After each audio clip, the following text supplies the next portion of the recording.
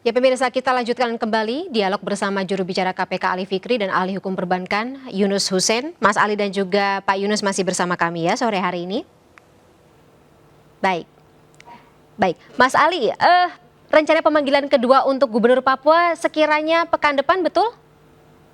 Ya, betul, Mbak Fani. Tentu ini bagian dari proses kelancaran dari penyidikan ini, karena tentu kami juga ingin bahwa di dalam proses penanganan perkara itu ada kepastian hukum, begitu ya. Sehingga kami juga berharap pihak tersangka ataupun penasihat hukumnya kooperatif memenuhi undangan ataupun panggilan ya dari tim penyidik KPK, karena tentu ini penting kesempatan bagi tersangka untuk menerangkan di hadapan tim penyidik, termasuk juga upaya pembelaan hak-haknya ya sesuai dengan aturan normatif di dalam hukum acara pidana. Kami pastikan bahwa hak-hak dari tersangka kami perhatikan ya sesuai dengan mekanisme dan aturan.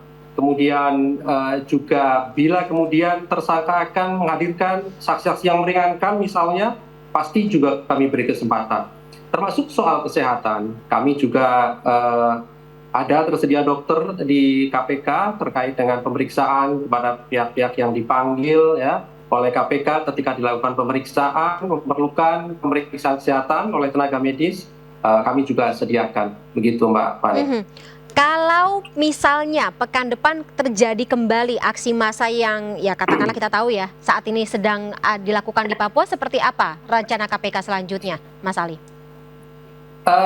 Yang pasti bahwa melihat unjuk rasa kemarin yang dilakukan di Papua, saya kira kita patut apresiasi ya kepada masyarakat yang disebut dengan simpatisan ataupun pendukung dari tersangka LE, karena kemarin aksi berjalan damai, begitu ya. Dan kami meyakini bahwa dari pihak tersangka ataupun penasihat hukumnya ke depan akan kooperatif memenuhi panggilan dari tim penyidik KPK, karena sekali lagi disitulah kesempatan bagi tersangka untuk bisa menyampaikan apa yang ia ketahui termasuk pembelaannya di hadapan tim penyidik KPK.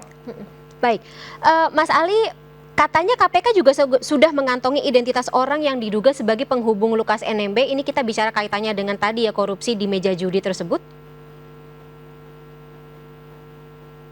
Mas Ali? Ya, pada prinsipnya siapapun yang kemudian, ya Mbak Fani, pada prinsipnya siapapun yang kemudian pihak-pihak yang diduga mengetahui dari rangkaian seluruh perbuatan dari para tersangka dalam setiap penyidikan yang dilakukan oleh KPK, pasti kami panggil ya, kemudian dimintai keterangan di hadapan tim penyidik apa yang ia ketahui. Jadi pengumpulan alat bukti yang terus kami lakukan saat ini untuk melengkapi bukti permulaan yang kami peroleh dalam proses penyelidikan terus dilakukan. Kami ingin menggarisbawahi bahwa tentu di awal proses penyidikan merupakan bukti permulaan yang dilakukan oleh KPK. Sehingga kemudian kemarin misalnya ada narasi yang mengatakan bahwa itu kan cuma 1 miliar, katanya begitu ya. Sehingga kami ingin tegaskan bahwa bukti permulaan itu jumlahnya berapapun, tetapi pengembangan dari proses-proses penyidikan tentu KPK terus lakukan, dan itu bermula dalam sebuah titik tentunya ya, titik permulaan. Nah, itulah yang disebut dengan bukti permulaan yang cukup. KPK di dalam beberapa proses penyidikan perkara terkadang memang diawali dengan jumlah yang tidak begitu banyak begitu. Contoh di Probolinggo diawali dengan 10 juta sampai 200 juta, tapi saat ini KPK sudah melakukan penyitaan senilai 100 miliar rupiah. Ini tentu bagian dari proses penyidikan yang KPK lakukan, terus kembangkan segala informasi data yang masuk ke KPK yang kami miliki dari keterangan saksi ataupun alat bukti lain. Baik, baik. Saya kembali ke Pak Yunus. Pak Yunus tadi ketika KPK sudah menetapkan atau mengantongi identitas seorang penghubung, kalau dalam sebuah tindak pidana pencucian uang, penghubung ini fungsinya kalau dari kacamata PPATK dan juga ya katakanlah lembaga penelusuran aliran dana ini seperti apa?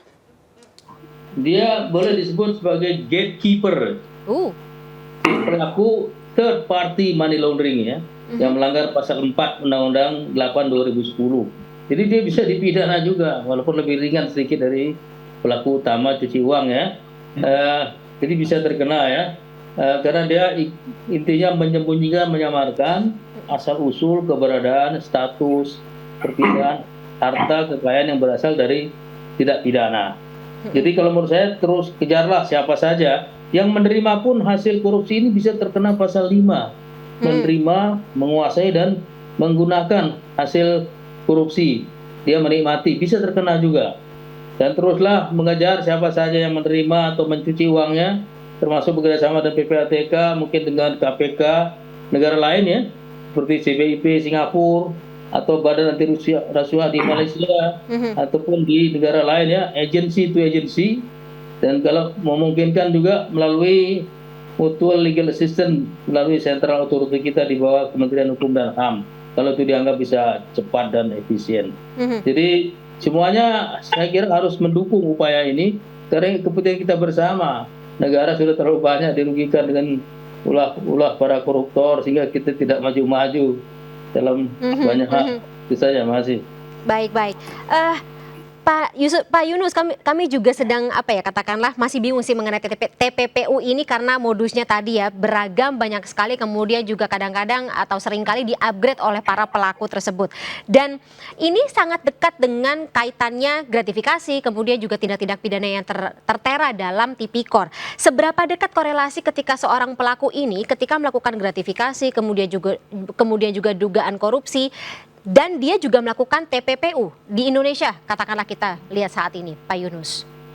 Jadi selama dia menerima gratifikasi, suap, atau korupsi pada umumnya, hasil dari tindak pidana korupsi itu, kalau dilakukan perbuatan terhadap harta yang berasal dari korupsi itu, yang intinya adalah mengubah bentuk atau memindahkan dengan tujuan menyembunyikan, menyamakan asal usulnya yang berasal dari kejahatan, udah masuk cuci uang. Jadi dia pindahkan seperti dalam kasus ini ya, dia ubah melalui transaksi kasino, itu termasuk modus cuci uang dan sudah masuk inti deliknya sesuai dengan konvensi transnasional organisasi. Intinya adalah mengubah bentuk dan mentransfer. Jadi indikasi ke arah sana sudah cukup kuat kalau menurut saya. Baik. Yang membantu pun juga bisa terkena pasal 4 tadi yang saya sebutkan, yang menerima pun bisa terkena menerima hasil korupsi. Baik. Terakhir, Mas Ali, Menko Polhukam Mahfud MD juga sebelumnya menyebut katakanlah kasus ini atau kasus Lukas NMB ini bisa dihentikan ketika yang bersangkutan dapat membuktikan asal aliran dananya, atau ya mungkin kalau menawarkan menjadi justice kolaborator, berarti terbukti bersalah yang melakukan tindak pidana korupsi. Kira-kira seperti apa, atau katakanlah melihat bagaimana SP3 kasus ini, apakah bisa dilakukan?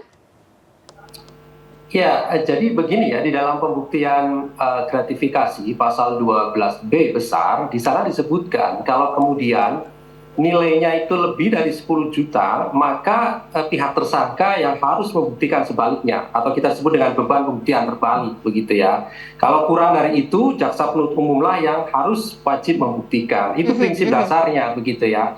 Sehingga ya kesempatan tersangka untuk hadir di hadapan tim penyidik itulah bagaimana kemudian kesempatan itu digunakan oleh tersangka. Silakan ada asas beban pembuktian terbalik, dan itu adalah prinsip hukum.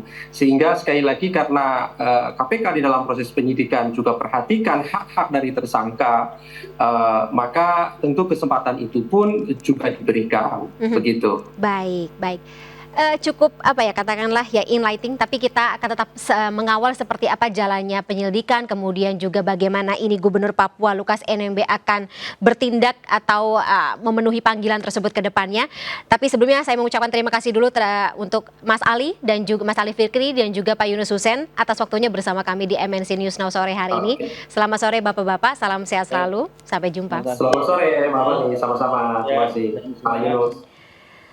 Baiklah pemirsa, tetaplah bersama kami di MNC News Now. Kami akan segera kembali setelah jeda berikut ini.